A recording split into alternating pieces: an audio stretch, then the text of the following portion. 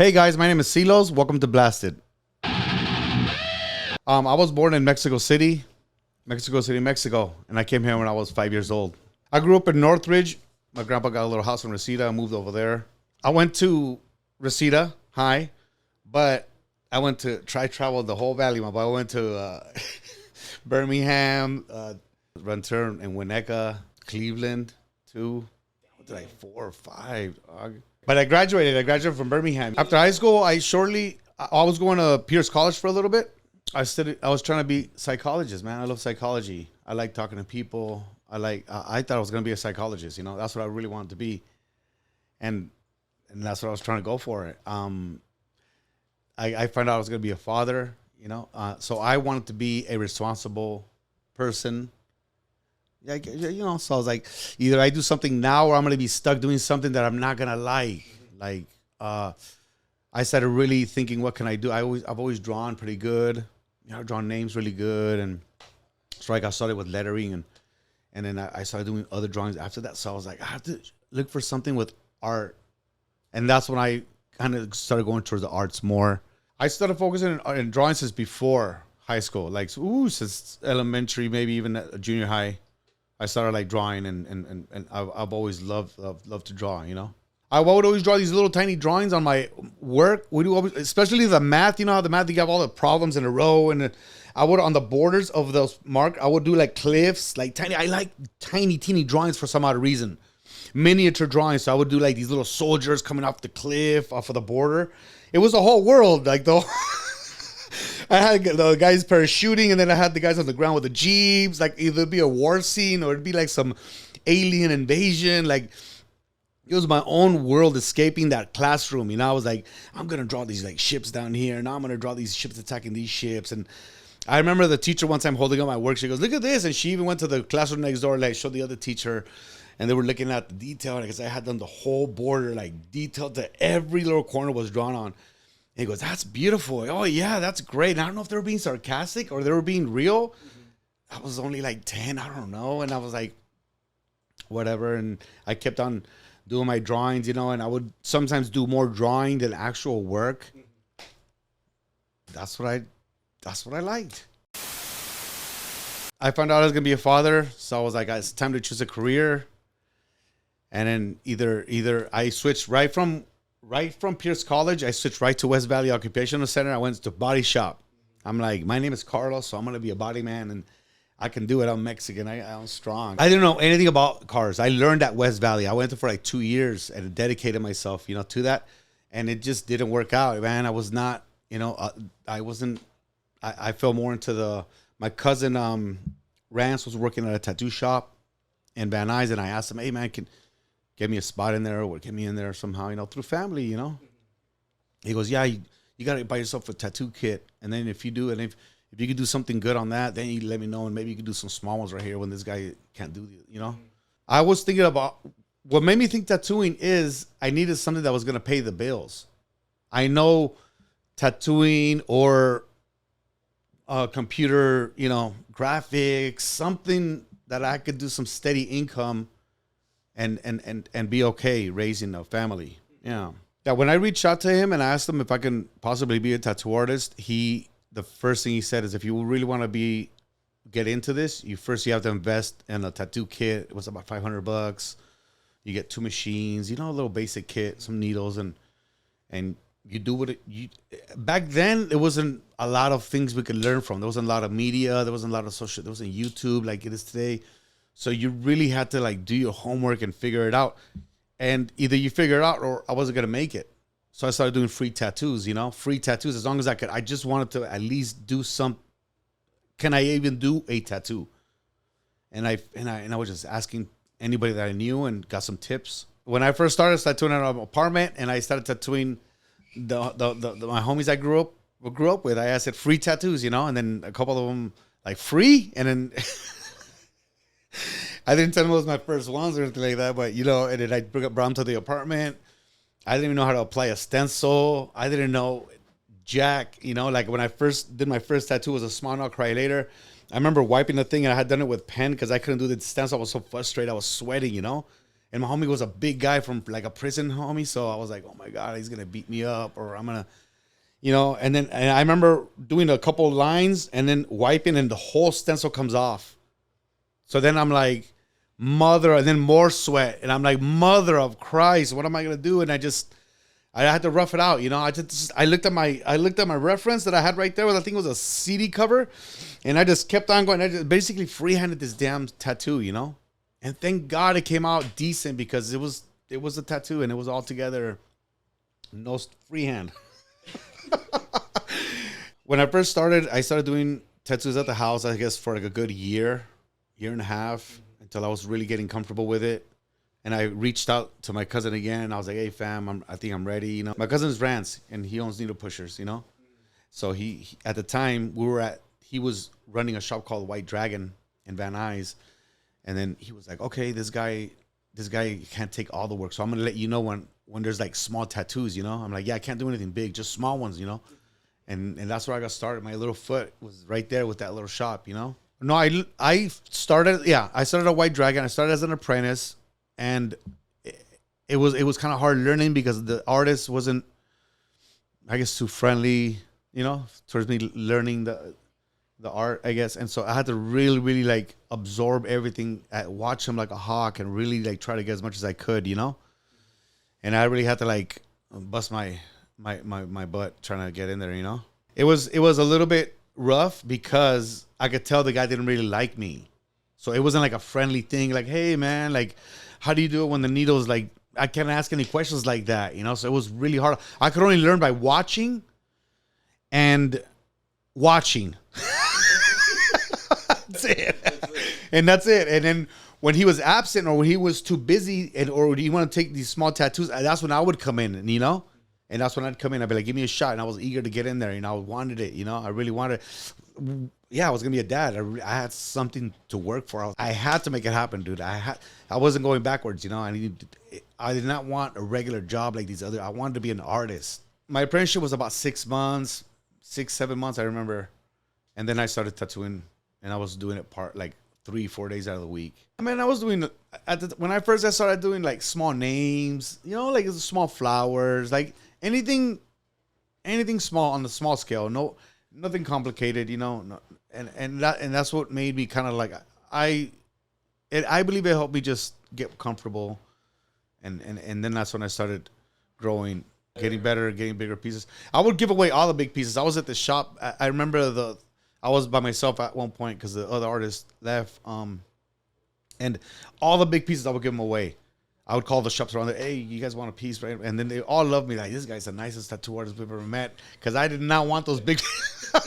So everybody loved me. This guy's the nicest. He refers big people all the time, It's not because I wanted to. I couldn't even do them. I was like, no, yeah, you want the whole thing done? You're not go over there. There's a shop down the street or whatever. I'd send them and I'd call. I'd be like, I'll call for you. And I'll call to make sure, see if somebody was available. There was like, I remember my time, there was like Tattoo Time on Reseda and Sherman Way. There was on Nordhoff and Woodley. What was that one? Mid Valley Tattoo. I remember that one. I remember Yoni Tattoo on Ventura. 5150. I remember they had like 2 or 3 locations. Yeah, they were really popular. I remember. Yeah. That was, everybody's seen them around. Man, I was up for a few years and I liked it. I really got my foot in there and I felt like, I'm going to make it, I felt like I was going to. And then I moved on to Mid Valley Tattoo down by Monroe High School. That was my second shop. It was cool. It was getting my experience, When I started at Mid Valley, I was already got a little experience. I felt more confident. I was ready to take anything. I was doing bigger pieces, So I was pretty much taking most requests at the time, Well, I was just taking walk-ins because I needed to pay the bills. I was already married. I was in my little apartment with my daughter, so I was trying to keep things going. Anything that came in, I was going to do. And if I didn't know how to do it, guess what? I'm learning how to do it. That's the way I approached it. Once I got the hang of it, I'm taking everything, because I needed to pay the bills. I needed to get the experience. I wanted to grow, After Mid Valley Tattoo, I went back to my apartment.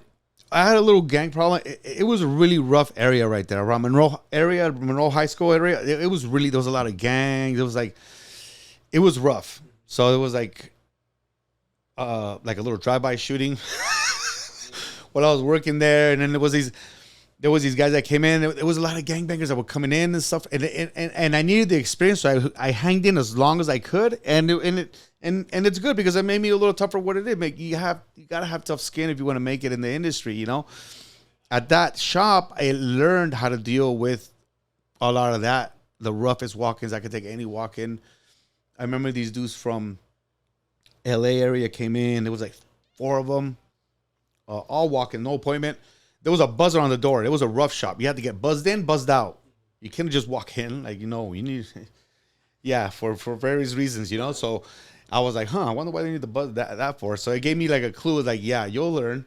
So I was tattooing these dudes, and then I didn't get to the 4th guy, and they're all getting their gang tats and stuff. And I was like, you know, I was with it. You know, I was doing them, and my appointment shows up. A real appointment, an appointment that I drawn for, an appointment that was something artistic, something that I really like to do. I was like, cool, I'm going to do an artistic in my own design. And so I told the guys, hey, listen, guys, I can't do your 4th friend.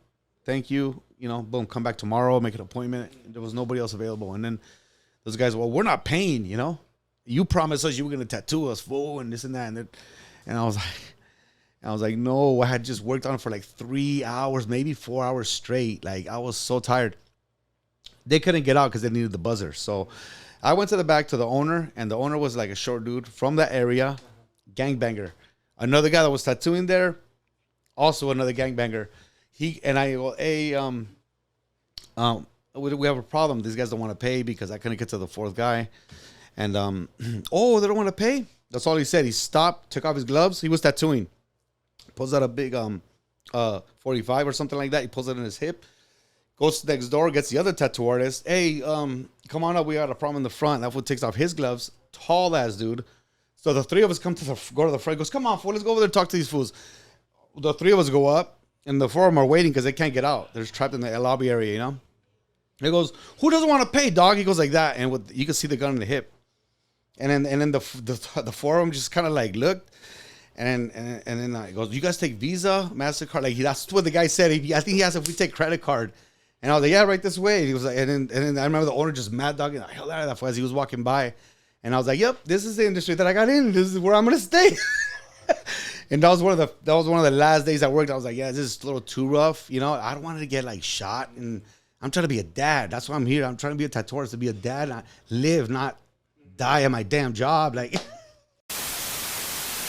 And I decided, and I'm just gonna get my own little apartment spot, and I'm gonna make like my own little shop thing, you know. And I could bring my own clients, you know. And I remember doing that, and it was a little apartment on Devonshire over by CSUN, and I remember setting up like as professional I could set it up, and I remember. There wasn't any Facebook, Instagram. Man, I remember printing out these old flyers, and I remember like printing out a bunch of flyers. I drew this skull and with my name under there. I don't even think I call myself Silos. I put like tattoos, you know, and just calling. I put my phone number on there, and I remember putting these flyers all over CSUN. I'm like, I'm gonna get these college students to come, like, you know, and I little by little, people would actually like either would call me or I would just, oh, this guy does tattoos, and I gathered my little clients, and I gathered and I grew, and people were coming, and the tattoos, they were liking them, and they were coming, and there wasn't any gang issues, and it got busy like a business. My landlord would complain like, hey, you can't have these many people in the apartment. This is not a business. This is an apartment, you know. When I started, I was coil. So, and then I was working late night sometimes, and they're loud, but my neighbors got used to it, you know. They would call the cops on me all the time. They would call the cops. The landlord called the cops on me. I like to smoke weed when I tattoo, before or after, during sometimes. And the smell, they thought I was like a drug dealer selling weed or something. Because I had people up there all the time. Day or night. I didn't care what time. I was going to make it no matter what. I didn't care what time it was. If you wanted a tattoo, I was available. And I was just trying to make some money, feed my daughter, pay the rent, pay the bills. And I felt like the world was against me, you know.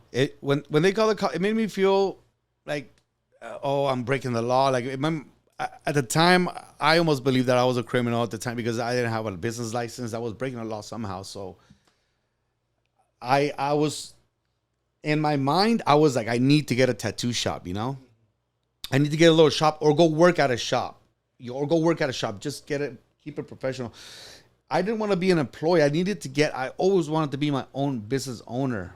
It's my dad, rest in peace, was a business owner in Mexico. He was a success, and I always wanted to show him that I could be successful like him. So I always wanted to have my own little thing, you know. Always, I didn't want to be a worker. So that's when I opened I tried to go down the hills. Like when I first opened up my first little shop, I did reach out to my cousin.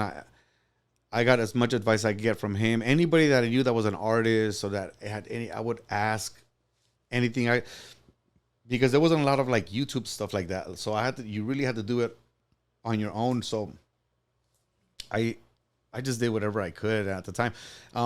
Looking for a location, you know, trying to get more clients. It was always a struggle, man, but I couldn't give up, you know, I couldn't give up.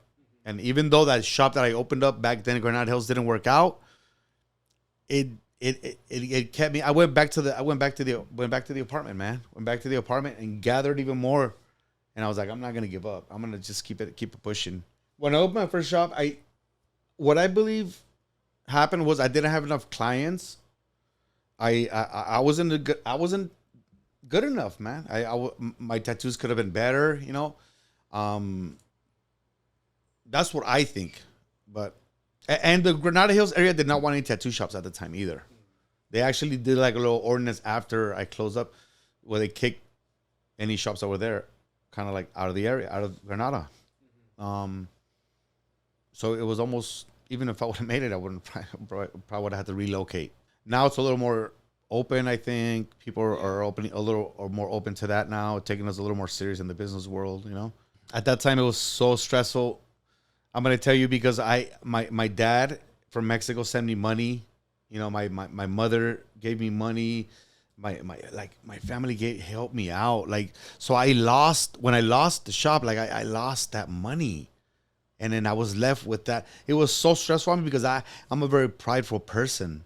So I was like, am I going to just stay like that? Or am I going to have to come back from that, man? I had to show him that, man, I'm not gonna stay down. I'm gonna have to come back, and I had to, you know, for the family, man, like, cause I am a respectful person, you know what I mean? It was quite a battle, man. Yeah, it was quite a battle. Yeah, it was quite a show, man. I feel so grateful. That's why I try to like make the best of it, man. You know, I feel like I survived this battle that was against.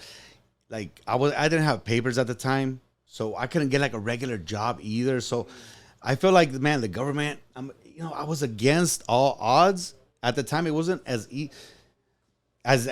today, or somebody that was born here, you know. I didn't have the opportunities, so I really had to like tough it out, man. I didn't want to fail in this, and I didn't want to let my family down, you know. I really want to show them that I'm a good artist, that I'm a good businessman, you know. Mm-hmm. When I went back to the apartment after I failed my first shop, yeah, I went back for it was like another 2 years of work, man. I remember it was like it was like a good 5 years of work in that apartment of just building. And at first living there, you know, my wife at the time was working her little job, and I was just doing as much as I can at home. I wasn't busy enough so she had to work. So both our incomes had to pay the bills. She got pregnant again. I was going to have another daughter. So I was like, man, it kept me like on the edge, you know. I looked at it as a blessing because it kept me like pushed. I couldn't settle. I need to be busier. I got another child coming. So the family kept growing. I kept me pushing to grow as well. I had to be for like another 5 years at least. Man, I was tattooing everybody in that area, and I was growing because people were liking the tats. They were coming back. They were bringing their friends, and I was saving my little money. And so my so many complaints from the manager and the neighbors. You have no idea how many complaints I got. So finally, I was like, I gathered enough money, and I remember this man, Gene, a man from Haiti, gave me the loan to start with the little savings I had that my ex-wife had brought. I remember I looked at this I found this location, and this Asian man from China, Chuck, like believed in me, and he was like, yeah, you know what? Maybe we can make it happen. I don't have much credit, but I'm a good artist. I was telling him, I was trying to convince him. And the opportunity and the fact that I was so busy at the apartment that my neighbors were sick of me. My manager was sick. They were like, get out of get out of here already. Like, you need a shop. Even my manager told me, you need a shop.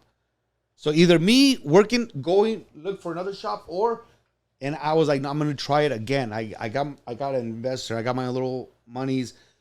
I got this landlord that's giving me a chance. Like, I'm gonna make this happen. I'm gonna make this happen one more time. And man, I was so glad I did that, man, because that was the beginning of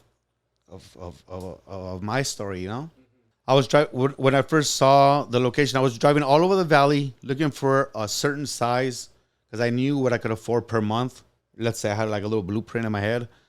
So when I saw this one, I was driving up all around, and when I was driving up, I saw it. I was like, damn, that's this open spot. Anything that I saw for a lease, I would stop, take some pictures, get the number, and I saw this one, and it looked good. And I remember the Jewish people next door coming over, and they were like, yeah, you want to rent it? I was like, yeah, I'm looking for I'm an artist. I'm looking for a little spot. And they were like, oh, yeah, this is a good spot. It's a good area. They were trying to convince me to get it. And I called the landlord. He was super nice, I was so lucky. He gave me we talked, and I told him the situation. I need to get a little studio, and I could pay the rent, no problem. We negotiated an amount, and it was all in the right place, right time, like not giving up. Yeah, when you have a family, man, you'll do anything to make it happen because you know what? You're the provider. I felt like if I was going to make it, what am I going to do, man? Work like a little part-time the rest of my life or work this stupid drive-through job, It's not going to make my dad proud, man. That's not going to make I was going to be a letdown. When I first got the shop, I was overwhelmed. I was like, it's too big.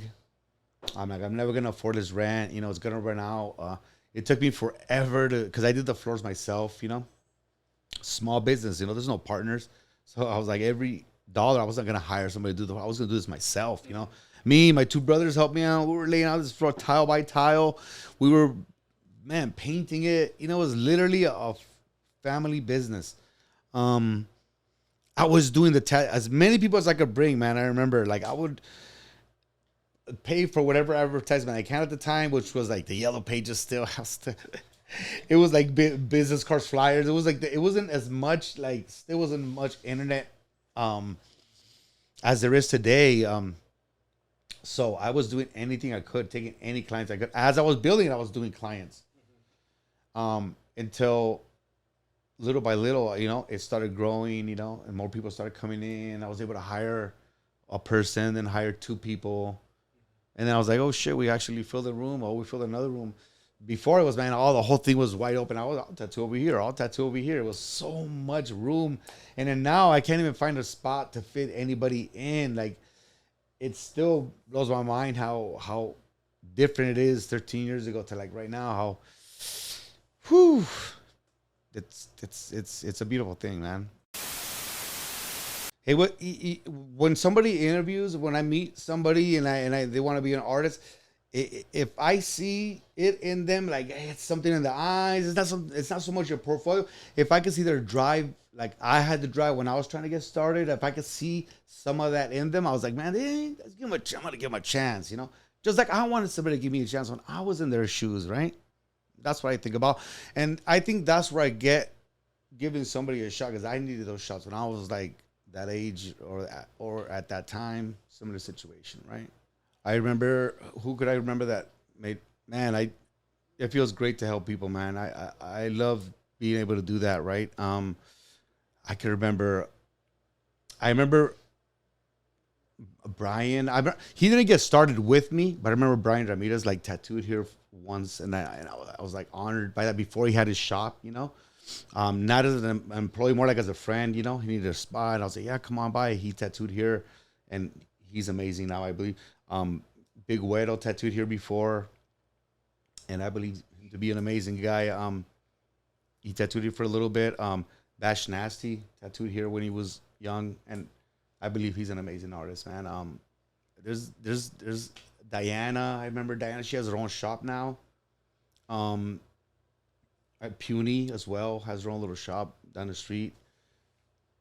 At Queens and Needles, I remember her getting started. She came back twice for me, and it's awesome to be able to be a shop where an artist could feel comfortable enough to come back. If things don't work out the first time, come back, try it again. I'm the kind of person like, let's try it, let's give it another shot. When it comes to letting the artist, I learned you can't. If you try to hold, it's best if you help people grow. And everybody wants their own thing. Like, man, I wanted my own shop. Like, I know that's what you. So to truly help somebody out is to really help them do what they want to do. I know they want the shop or they want to work at this shop. So I want to get that. Like, I helped. I truly helped. I'm a very spiritual person. Like, it's not all monetary. Like, you need to really help people. So to me, that's my way of helping. It's like, I really did help. And because that's how I made it, man. Like, somebody helped me, right? So I'm trying to, like, what goes around comes around. Like, really, like, emphasize that in because it worked for me. I 100% true believer in karma, and I'm trying to keep that going, man. I really want to help people because I love seeing people make it. I want to see people make it, man. We're about to hit 13 years, right? And I'm so honored to be like a regular, like, to be looked at as one of the strong shops at the back. I'd never imagined I was gonna be in this position with owning a little gem like this, right? I thank, like, the spirits I thank the universe every day, man. Somebody that wants to get in an industry that doesn't know how to tattoo, I would say get a tattoo kit. I would give them the same advice I did. Get a tattoo kit, invest some money, take it serious. Because when you put money behind something, you don't want to, like, waste your money, or you want to waste that investment.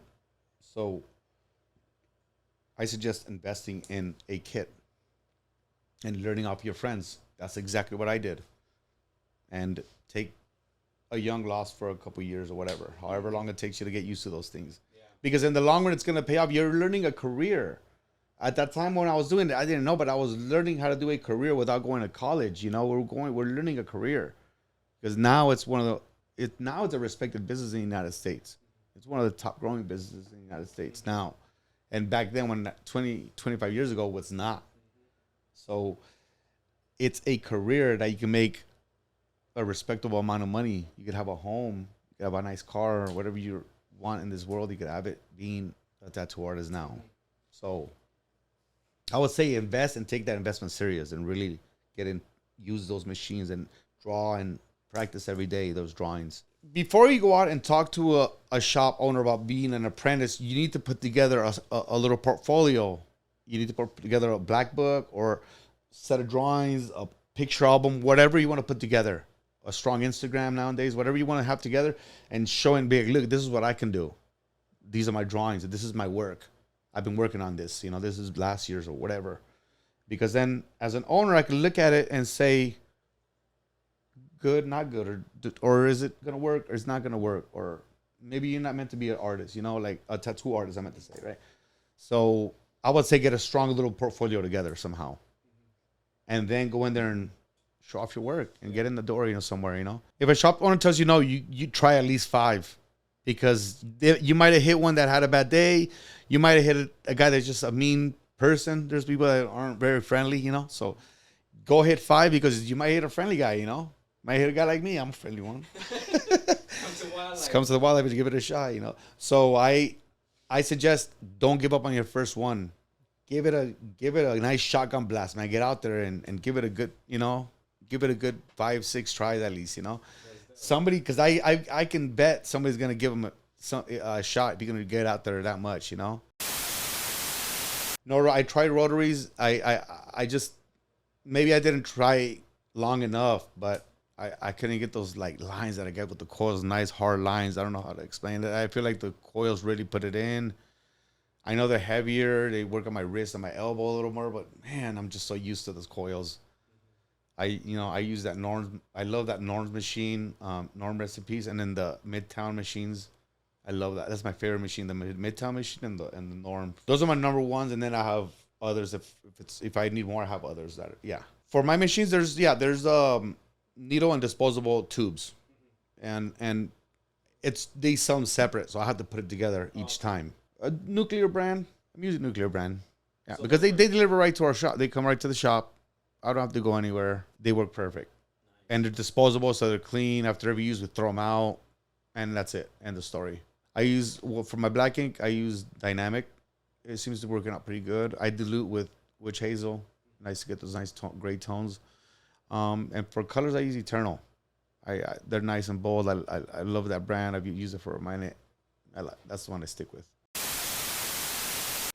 What advice I would give the younger generation in my industry, I would say, man, treat everybody with respect. You never know who you're dealing with because that person can come around and help you later on, or it's just good to have good karma. I've always believed just to treat people nice because you might need to be treated nice. So just be nice, polite, be good to the customers, you know. Don't get rude. I see a lot of artists that I don't like that rudeness. I never really like that approach. I always like that welcoming attitude because if you want those referrals, I believe you have to be nice. And, you know, the referrals fall on your lap if you're a nice person, I believe. So my advice would be nice, be polite, be as courteous as possible, smell good, clean yourself up, you know? Take a shower. Yeah. And my whole journey, I want to thank my cousin Rance. I mean, he really helped me out at the beginning of this, you know? And I've always respected him as family, as an older cousin of mine. And I believe I owe him thanks because he helped me in the beginning when I needed help. My landlord that gave me this shop, you know, the investor from Haiti, you know, he didn't have to give me the investment. He believed in me, you know, like to lend me the money. The landlord, you know, it taught me do not be a racist person, you know. A black man lent me the money, an Asian man helped me get the location, you know. I am a Mexican, so it's like a diverse triangle of that and we created, like they all helped me reach the American dream for me. So I believe I have to give that back somehow because I reached this. So you got to share that, man. You got to share it, man. You come check out the shop anytime. We're on Winnetka and Sherman Way, down the street from Pierce College. We're open 7 days. We're usually appointment only because we've been here established a little bit. So every artist has its own little clientele. So whatever style you like, you just hit up the artist for, you know, we're very flexible. We'll get you in, you know, but it's mostly appointment only. And I appreciate everything and thank you very much. Yeah, wildlife, baby.